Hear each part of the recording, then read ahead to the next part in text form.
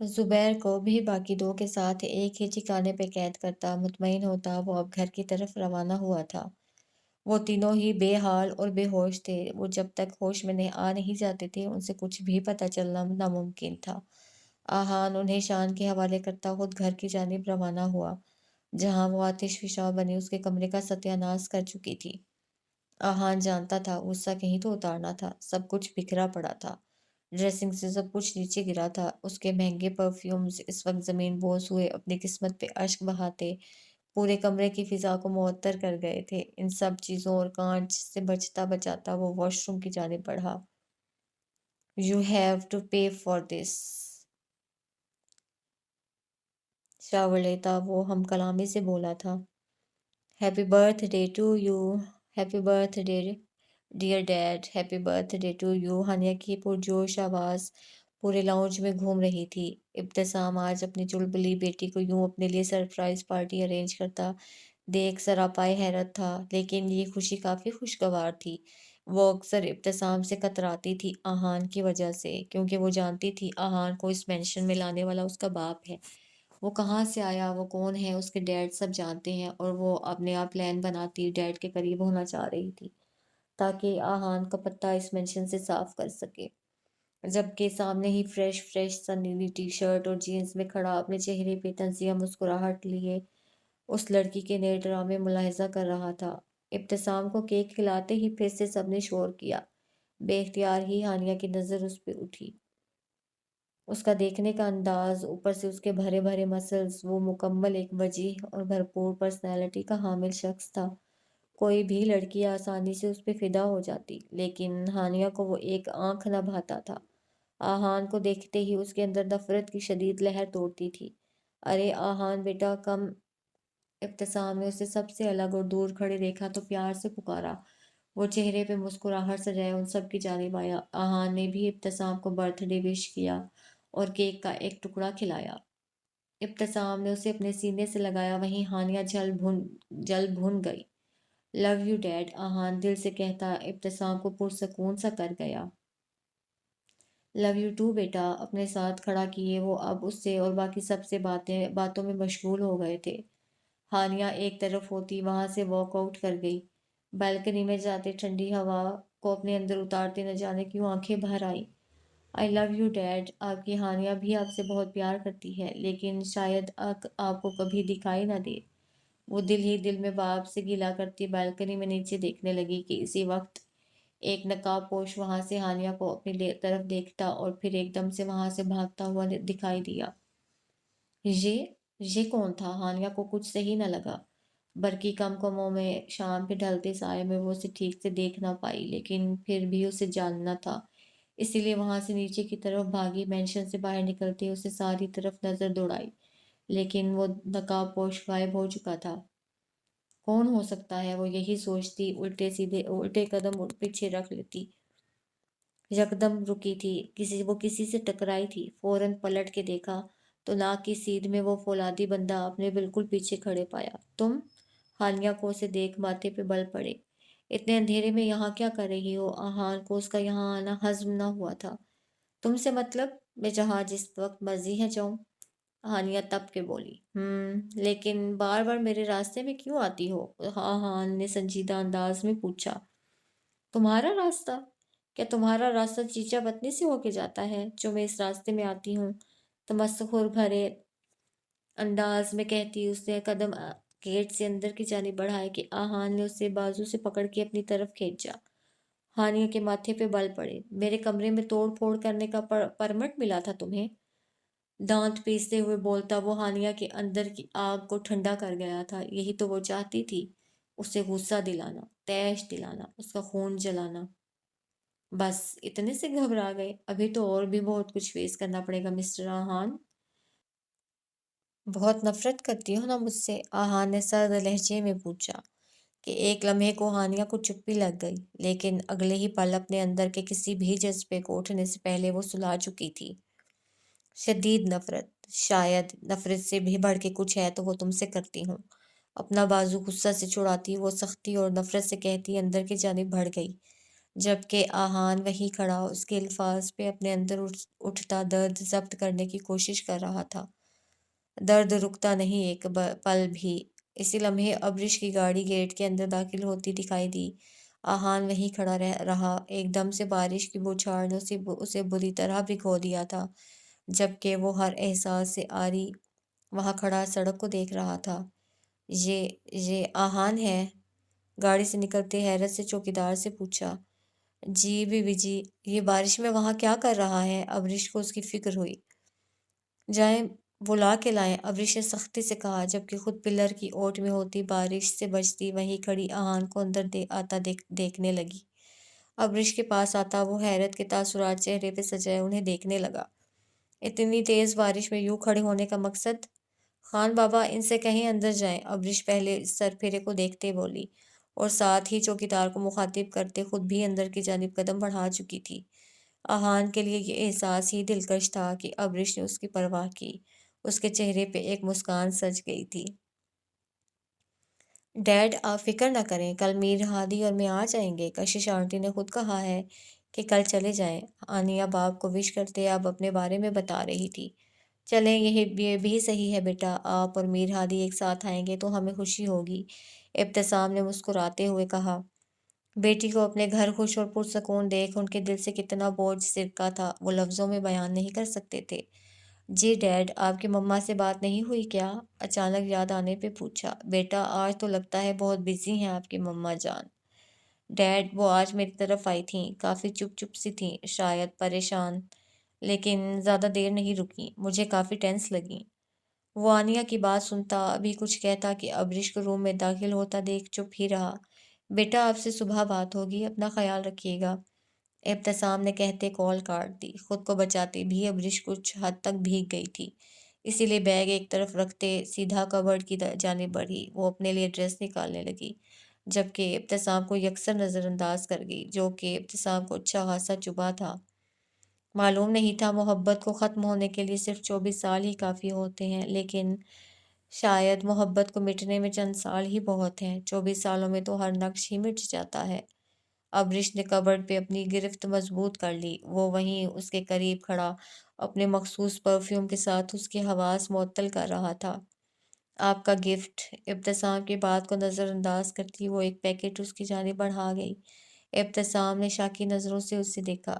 جب وش نہیں کیا تو گفٹ کا کیا کرنا؟ نہ چاہتے ہوئے بھی گلا زبان پہ آ گیا۔ اب اس عمر میں کون سا سیلیبریشن کرنی ہوتی ہے جو کبرڈ بند کرتی وہ نظریں چراتے بولی تھی۔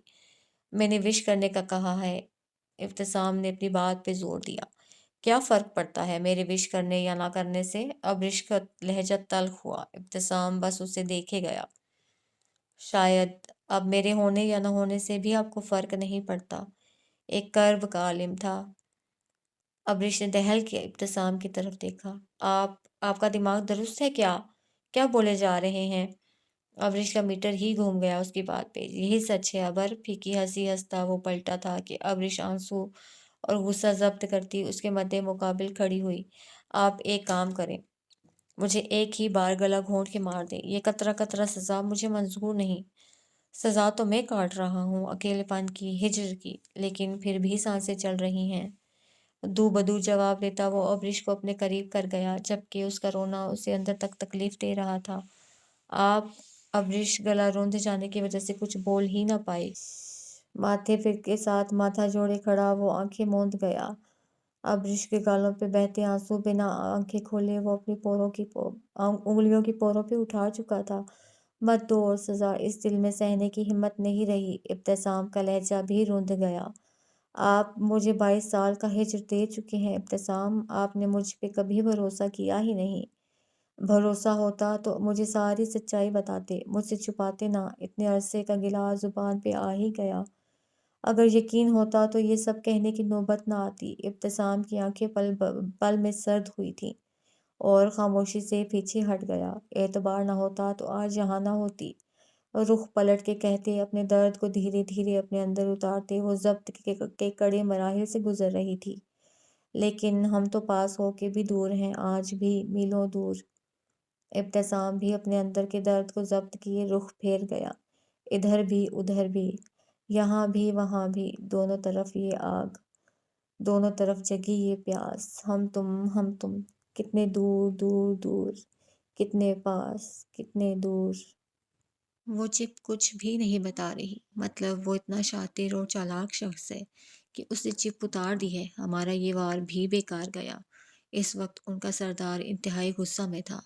اس کا مطلب جانتا ہے تم، وہ لڑکی اپنا کام پورا نہیں کر سکی۔ سردار غصہ میں آتا چلایا، سردار اسے ایک موقع اور دے دیں۔ وہ اپنا کام سامنے کھڑا شخص منت کرنے لگا۔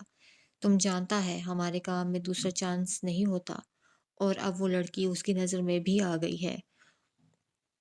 اس کا مرنا ضروری ہے، سردار سوچتے ہوئے سرد لہجے میں بولا۔ نہیں سردار، معاف کر دیں، بس ایک موقع۔ وہ شخص بری طرح گھبرایا۔ فیصلہ ہو گیا ہے، اب تم سوچ لو، اسے مرنا ہے یا اس کے ساتھ مرنا ہے؟ کمر پہ ہاتھ باندھے وہ شفاق انداز میں بولا تھا۔ وہ لڑکی اس شخص کی محبت تھی، اور جس دھندے میں وہ ساتھ تھے اس میں ہر لمحہ موت سر پر منڈلاتی رہتی ہے، اور آج اس کی محبت اس کا شکار ہو رہی تھی اور وہ بے بس تھا۔ اپنے والدین کے گھر جانے پہ سب لڑکیاں خوش ہوتی ہیں، آپ کے چہرے پہ پریشانی کیوں ہے؟ میر ہادی کو آنیا کا خاموش انداز کچھ سمجھ نہ آیا، تو ڈرائیونگ کے دوران پوچھ ہی بیٹھا۔ نہیں تو ایسی کوئی بات نہیں۔ وہ جو پینڈنٹ کے بارے میں سوچ رہی تھی ایک دم سے بوکھل آئی۔ ایک بات پوچھوں آپ سے؟ اچانک سے اس کے دماغ میں سوال گوندا۔ موڑ کاٹتے ایک نظر آنیا کو دیکھا۔ اس پینڈنٹ سے آپ کی کون سی یاد جڑی ہے؟ جھٹکے سے گاڑی رکی۔ میر ہادی کا چہرہ یکدم سرخ ہوا تھا، چہرے کے تاثرات بدلے تھے، ماتھے پہ بل پڑے تھے۔ گاڑی دوبارہ اسٹارٹ کی، لیکن خاموشی ہنوز برقرار تھی۔ آنیا کی سوالیہ نظریں میر ہادی کے چہرے پہ ٹکی ہوئی تھیں۔ پیرزادہ مینشن کے گیٹ کے اندر گاڑی داخل ہوتی دیکھ آنیا نے گہرا سانس خارج کیا۔ مطلب میر ہادی بتانا ہی نہیں چاہتا تھا، اور وہ دوبارہ پوچھنے والی بھی نہیں تھی۔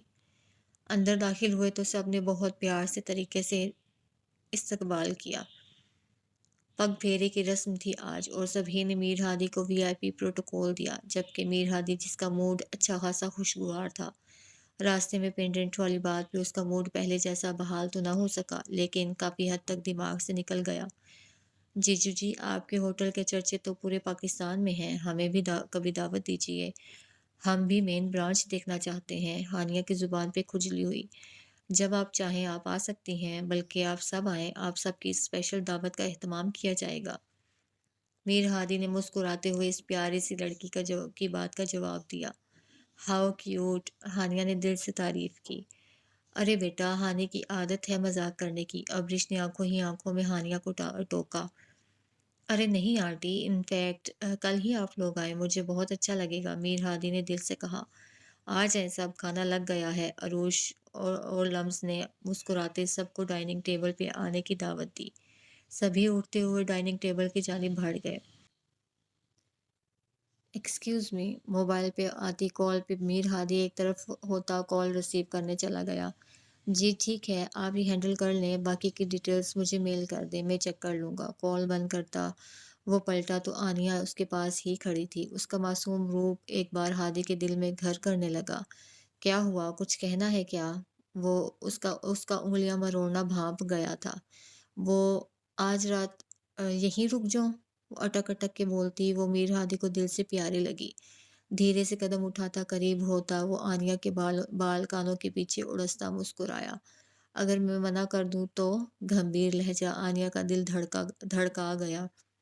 کاجل سے بھری آنکھوں نے میر ہادی کی نیلی آنکھوں میں جھانکا، وہیں اس کے دل کی رفتار سست پڑی اور پلکیں جھکتی چلی گئیں۔ دل تو نہیں کر رہا، لیکن مما نے کہا تھا کہ آپ کو آج یہی چھوڑ کے آنا ہے، کل سب آئیں گے آپ کو لینے۔ ہائے، یہ رسمیں بھی نہ! میر ہادی نے ٹھنڈی آہ بھری۔ مطلب آپ مجھے تنگ کر رہے تھے؟ آنیا کے چہرے نے مسکراہٹ کا احاطہ کیا۔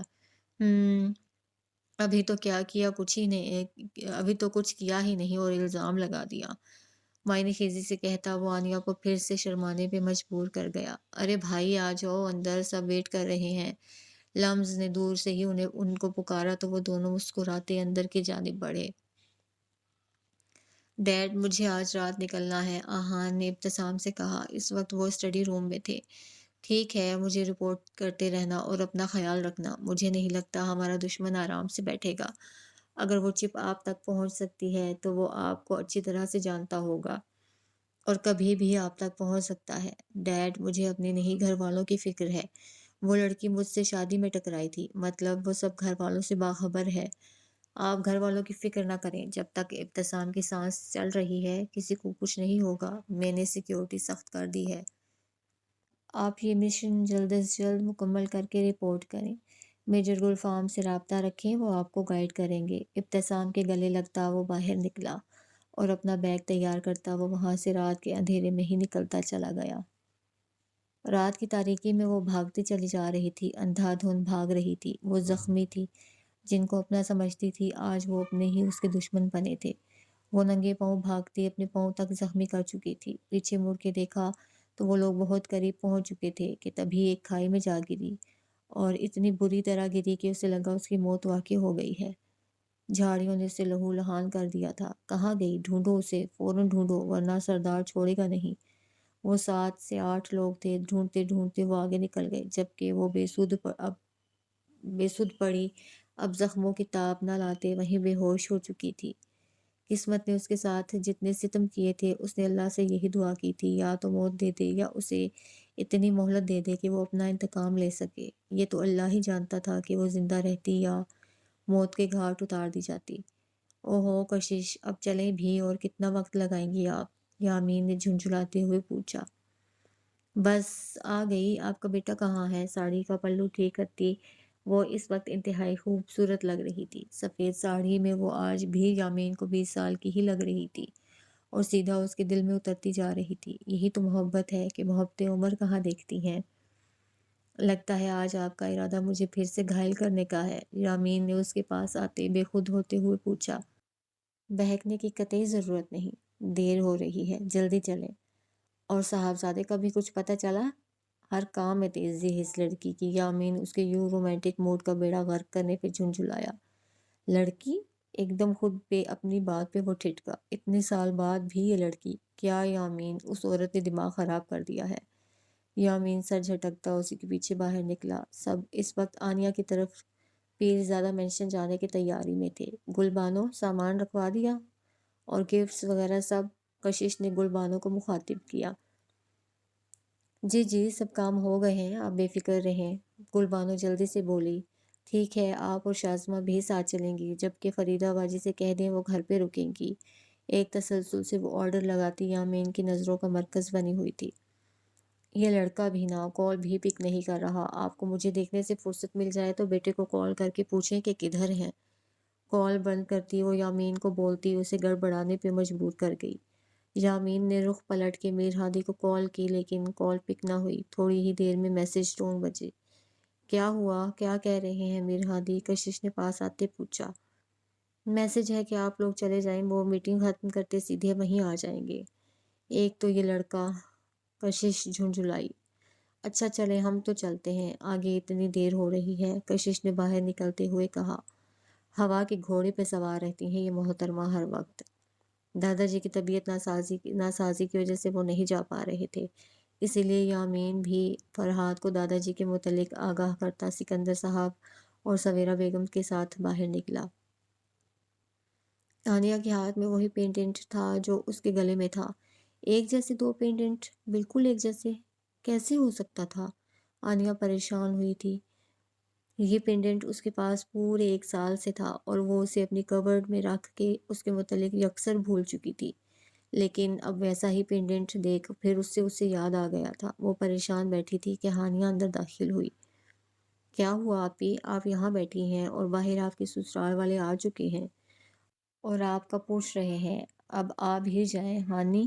آنیا نے پریشانی سے اسے پکارا۔ یہ دیکھو، آنیا نے پینڈنٹ اس کے سامنے لہرایا۔ واو، سو بیوٹیفل، آپ کا منہ دکھائی کا ہے؟ آنیا نے اشتیاق سے پوچھا۔ منہ دکھائی کا یہ ہے۔ اب کے بار اپنے گلے میں پہنے پینڈنٹ کو نکال کے سامنے کیا۔ ہانیہ حیران ہوئی، دونوں کو ہاتھ لگا کے چیک کیا، 19-20 کا بھی فرق نہ تھا، دونوں کا سیم ڈیزائن تھا۔ یہ کہاں ملا آپ کو؟ سوچتے ہوئے حیرت سے پوچھا۔ یہ میری گاڑی، بی بی جی آ جائیں، باہر بلا رہے ہیں، ملازمہ نے دروازہ کھٹکھٹاتے اطلاع دی۔ بات ادھوری رہ گئی۔ دونوں بہنوں نے ایک دوسرے کو دیکھا اور خاموشی سے اٹھتی باہر آ گئیں۔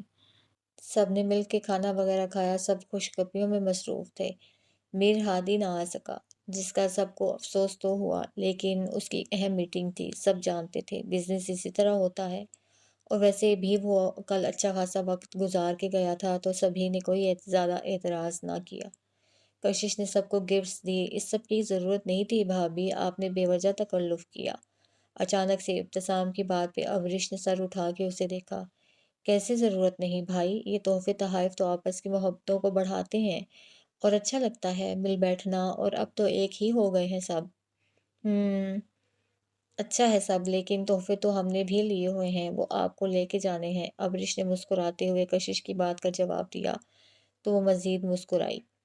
بے شک، ہم بالکل انکار نہیں کریں گے، تحفے تحائف لینا دینا مجھے کتنا پسند ہے۔ کشش پھر سے شروع ہو چکی تھی۔ یامین نے سر جھٹکا۔ اب اگر تم نے جواب نہ دیا کہ کس کے کہنے پہ تم میرے آفس آئے تھے، تو تمہیں سیدھا اوپر پہنچا دیا جائے گا، سرد اور خونخوار لہجے میں کہتے میر ہادی سامنے والے کا خون خشک کر گیا۔ سر پلیز مجھے چھوڑ دیں، مجھے نام نہیں پتا، بس ہمیں تو فون آیا تھا کہ آپ کے آفس سے بلیو فائل ان تک پہنچانی ہے جو آپ کے لاکر میں ہے۔ آپ کے آفس کا سارا پتہ انہوں نے سینڈ کیا، اور کہاں پہنچانی تھی وہ ہمیں بعد میں بتانے والے تھے، جس کی نوبت آپ نے نہیں آنے دی۔ بلیو کلر کی فائل۔ ہادی تو وہیں اٹک گیا اور آنکھیں سختی سے میچتا وہ دوبارہ کھولتے سامنے والے کو دیکھنے لگا۔ اس کا جی چاہا سامنے والے کے 1000 ٹکڑے کر دے۔ مجھے وہ نمبر چاہیے جس پہ یہ سب کہا گیا۔ میر ہادی اپنے اندر کے غصہ کو ضبط کرتا اس سے مخاطب ہوا تھا۔ جی وہ موبائل ان کے پاس ہے، اس میں ہے، وہ دھیرے سے منمنایا۔ میر ہادی نے عمران کی طرف دیکھا۔ عمران نے اس بات میں سر ہلایا اور دونوں اس روم سے باہر آ گئے۔ عمران نے اس شخص کو اپنے اپارٹمنٹ میں قید کیا ہوا تھا اور اچھی خاصی اس کی درگت بنا چکا تھا۔ پولیس کیس بننے سے پہلے ہی وہ خود ہی اس کا کلا کما کرنا چاہتے تھے۔ میں نے موبائل چیک کیا تھا، وہ کوئی پرائیویٹ نمبر تھا، سارا ڈیٹا بھی نکلوایا، لیکن وہ نمبر کسی کے یوز میں نہیں۔ تم جانتے ہو وہ بلیو فائل کس چیز کی ہے؟ میر ہادی نے پرسوچ انداز میں دھیرے سے پوچھا۔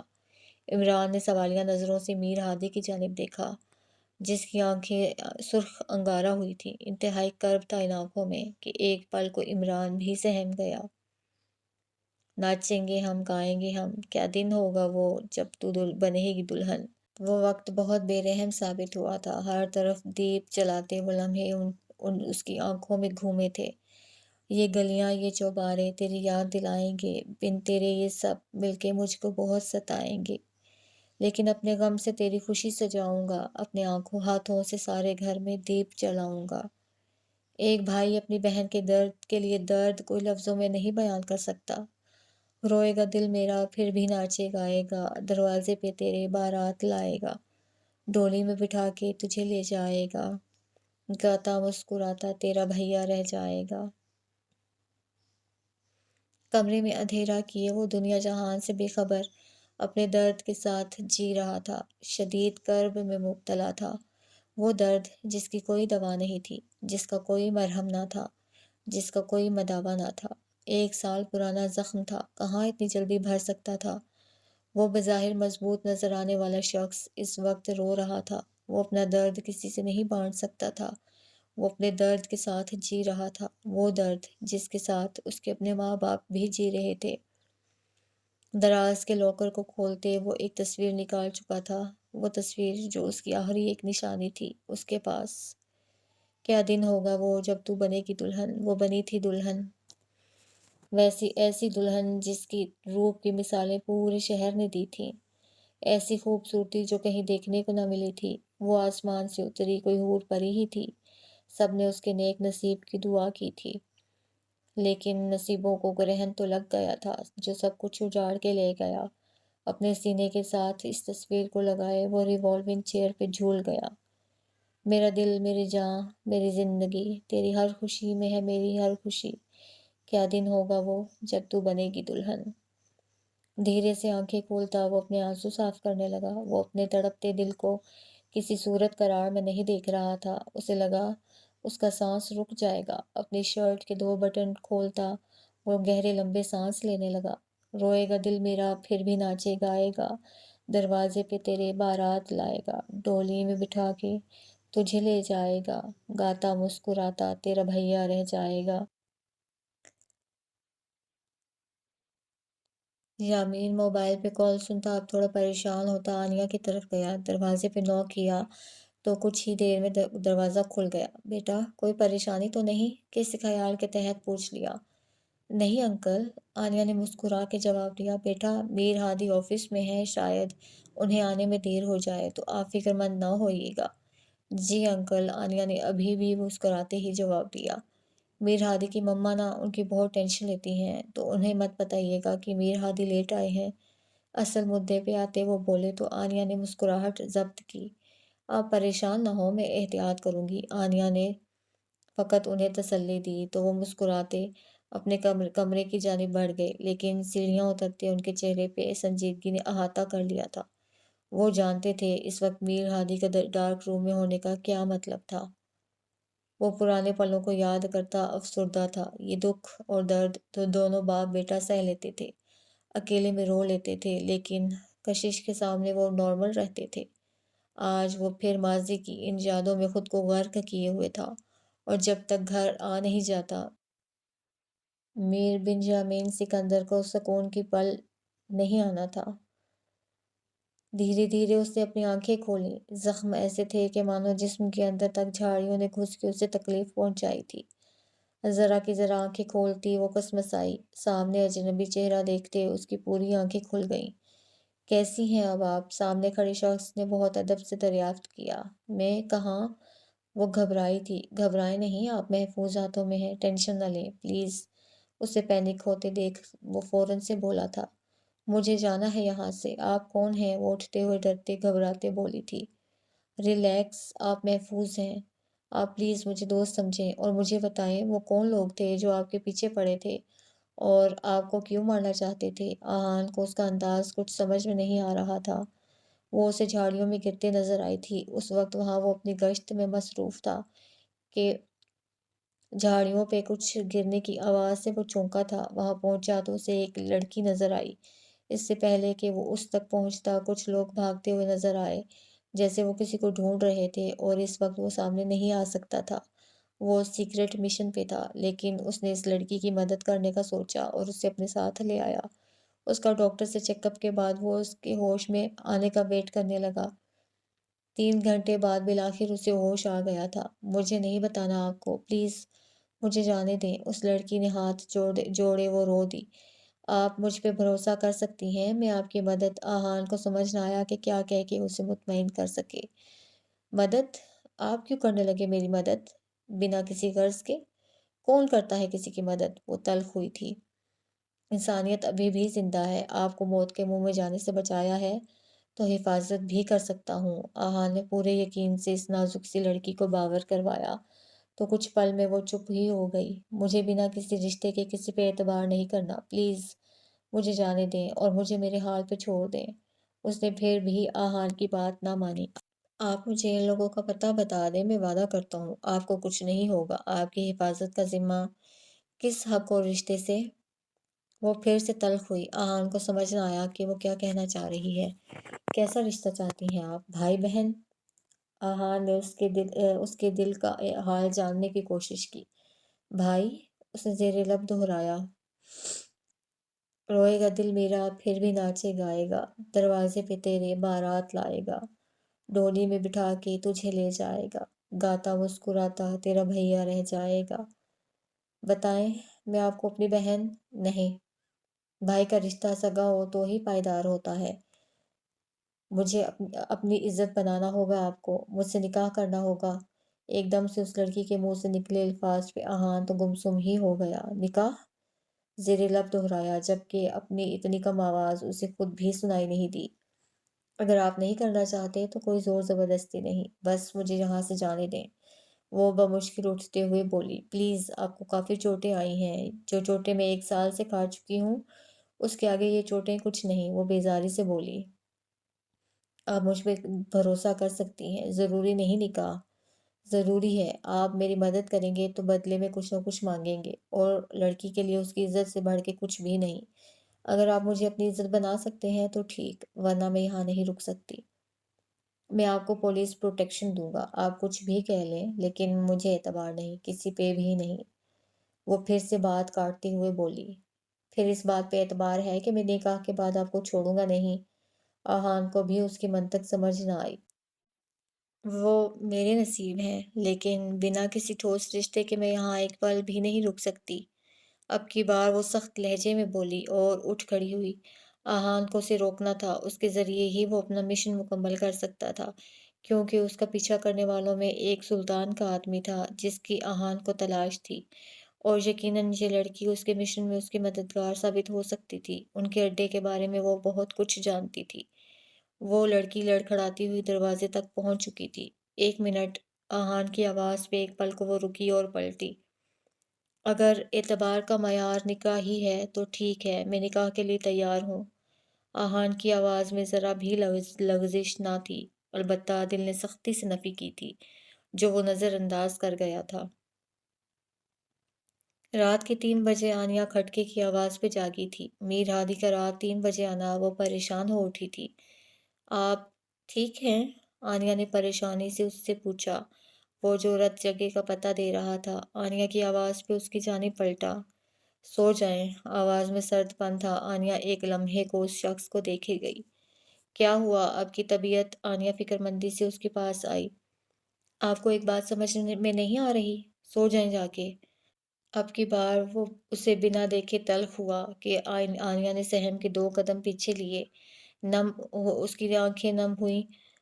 رخ پلٹ کے میر ہادی سخت قدم لیتا اسٹڈی روم کا رخ کر چکا تھا۔ گال پہ لڑکتا اپنا ہی آنسو انگلی کے پور پہ اٹھاتے وہ دل چھوڑ بیٹھی تھی۔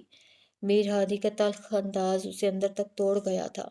اس شخص کے جیسے جیسے قریب ہونے لگتی، یہ شخص ایک نئے روپ میں سامنے آ جاتا، اور وہ سوچ میں پڑ جاتی، اس کا اصل روپ کون سا ہے؟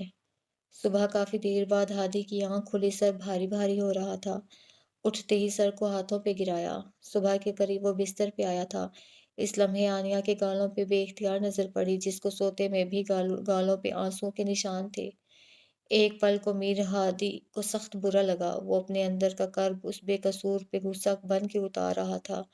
اسے شرمندگی محسوس ہوئی۔ اسے چھونے لگا کہ اس کی نیند خراب ہونے کی وجہ سے صبح اس سے بات کرنے کا ارادہ کیا، لیکن اب ساتھ خالی بستر اس کا منہ چڑھا رہا تھا۔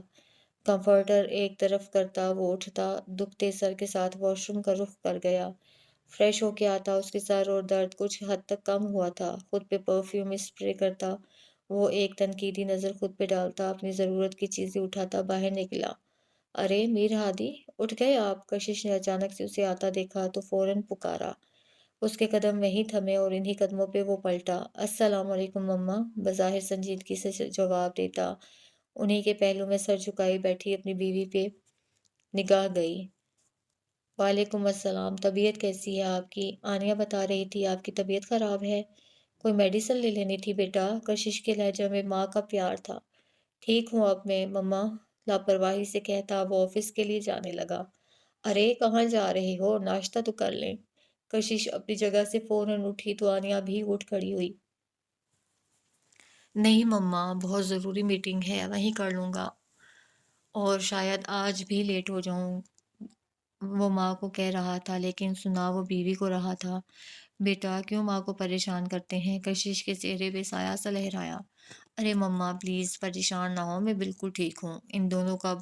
ان دنوں کام کا برڈن کچھ زیادہ ہے، بس دعا کیجیے، جس کام میں ہاتھ ڈالا ہوا ہے وہ ہو جائے۔ کشش کے ماتھے پہ پیار بھرا بوسہ لیتے وہ انہیں مطمئن کرتا باہر نکلنے لگا کہ اسے موبائل یاد آیا، شاید موبائل روم میں بھول آیا۔ 1 منٹ، آنیا بیٹا آپ جائیں، میر ہادی کا موبائل لے کے آئیں۔ کشش ان دونوں میں کچھ بات محسوس کر رہی تھی، اس لیے جان بوجھ کے آنیا سے کہا تو وہ فوراً روم کی جانب بڑھی۔ کشش سے اللہ حافظ کرتا وہ باہر گاڑی کی طرف نکلا۔ آنیا اس کا موبائل لیتی اس کے پیچھے باہر ہی آئی۔ آپ ناشتہ کر لیتے، سب کچھ تیار ہے، موبائل دیتے دھیرے سے کہا۔ رات کو شاید زیادہ غصہ کر گیا تھا، مجھے نہیں کرنا چاہیے تھا۔ اس کے پاس آتا وہ موبائل لیتا دھیمے لہجے میں بولا، آپ شاید اپسیٹ تھے۔ آنیا نے اس کا چہرہ ٹٹولا، پر ہادی نے لب ایک دوسرے میں پیوست کیے اور نظروں کا زاویہ بدلا۔ میں کوشش کروں گا جلدی گھر آ جاؤں، کہتے وہ گاڑی میں بیٹھا اور ڈرائیور نے گاڑی کے گیٹ سے باہر نکالتے روڈ پہ ڈالی۔ آنیا کی نظروں نے اوجھل ہونے تک اس کی گاڑی کا تعاقب کیا، جو میر ہادی کی نظروں سے چھپا نہ رہ سکا۔ یہ کیا ہے مما؟ ہانیہ ایک لڑکی کی تصویر دیکھتی بدک کے پیچھے ہٹی۔ یہ کبیر ہے، کبیر سلیمان، آپ کے ڈیڈ کے بہت اچھے دوست کے بیٹے ہیں، اور آپ کے ڈیڈ نے ان سے آپ کی بات طے کر دی ہے۔ ابریش نے سرسری انداز میں گویا ہانیہ پہ ایٹم بم ہی گرا دیا۔ What are you saying mama? How could you do this؟ وہ تو جیسے آفس سے باہر ہو گئی۔ اندر آتے ابتسام کے قدم دروازے پہ ہی تھمے۔ کیا مطلب اس بات کا؟ ابریش کے ماتھے پہ بل پڑے۔ میں شادی نہیں کرنا چاہتی ابھی، اور ویسے بھی میں نے ابھی سوچا ہی نہیں اس بارے میں۔ پلیز آپ بھی ڈیڈ سے کہہ دیں۔ کیا کہہ دیں یہ مجھے؟ ابتسام کی اچانک آمد پہ وہ دونوں چونکی۔ ڈیڈ؟ ہانیہ تھوڑا گھبرا سی گئی۔ بولیں، دیں جواب مجھے، ابتسام سخت انداز میں بولے۔ ابریش لب بھینچے وہاں سے جانے لگی کہ آپ اپنی بیٹی کو یہ سمجھا دیں کہ مجھے کسی قسم کا تماشا نہیں چاہیے۔ ابتسام نے ابریش سے کہتے خود کے قدم باہر کی جانب بڑھائے۔ ابریش ہانیہ کی جانب مڑی۔ ہانیہ، اب تک جو آپ نے چاہا آپ نے کیا، کبھی آپ کو نہیں روکا۔ اب یہ سب کر کے میری تربیت پہ آپ انگلی کیوں اٹھوا رہی ہیں؟ آنیہ کو دیکھا، جہاں کہا اسے سر تسلیم خم کر دیا۔ اور آپ بدتمیزی پہ اتر آئیں، ابریش نے دھیمے انداز میں سمجھایا۔ مما پلیز، مجھے نہیں کرنی شادی ابھی۔ اب کی بار ہانیہ کا لہجہ روندھ گیا۔ کیوں؟ ابریش کے ماتھے پہ بل پڑے۔ مما میرا مقصد شادی نہیں، کیسے سمجھاؤں میں آپ کو؟ ہانیہ زچ ہو گئی۔ آپ مجھے مت سمجھائیں اور بس میری بات سمجھیں۔ آپ کے ڈیڈ ایک بار جو فیصلہ کر لیتے ہیں پھر اسے پیچھے نہیں ہٹتے۔ ہاں، وہ رشتہ لائیں گے تو آپ ان سے مل لیجیے گا، یقیناً آپ اپنے ڈیڈ کے فیصلے سے انکار نہیں ہوگا۔ ابریش قطعی انداز میں کہتے باتھ روم کی جانب بڑھ گئی، جبکہ ہانیہ بے بسی کی مورت بنی اپنے روم میں آ گئی۔ ابریش باہر آئی تو ہانیہ وہاں نہیں تھی۔ اسے بیٹی کے لیے دکھ ہو رہا تھا۔ وہ بھی نہیں چاہتی تھی کہ ہانیہ کی شادی ہو ابھی۔ وہ بھی اس کو چھوٹی بچی ہی سمجھتی تھی، لیکن ابتسام نے جو بات اسے بتائی اس کے بعد منع کرنے کی گنجائش نہ رہی۔ اس سے بہتر تھا بیٹیاں اپنے گھر کی ہو جائیں، اور پھر رشتہ بھی اتنا اچھا تھا کہ وہ سوچنے پہ مجبور ہو گئیں۔ ابتسام کے اندر آنے پہ ابریش نے اٹھتے اپنے آنسو صاف کیے۔ آپ کیوں رو رہی ہیں؟ ابتسام کی نظروں سے اس کے آنسو چھپ نہ سکے۔ میں نے کبھی نہیں سوچا تھا کہ بیٹیوں کی ادھوری تعلیم اور ادھورے فیوچر کے ساتھ بیاہ دوں گی۔ میری خواہش تھی کہ آنیہ ڈاکٹر بنے اور ہانیہ اپنی فیلڈ میں آگے جائے، لیکن آپ کے فیصلوں نے میرے سارے ارمان بکھیر دیے۔ ابریش جیسے بکھر رہی تھی۔ آپ نہیں چاہتی کہ ہانیہ کی شادی ہو؟ ابتسام نے سخت انداز سے پوچھا۔ ابریش نے آنسو پونچھے اور اٹھی دراز سے کچھ ڈھونڈنے لگی۔ ابتسام اسے دیکھتا رہا۔ ایک فائل اٹھاتی وہ اسٹڈی روم کی جانب بڑھی کہ ابتسام نے اس کی کلائی تھامی۔ میرے سوال کا جواب نہیں دیا آپ نے۔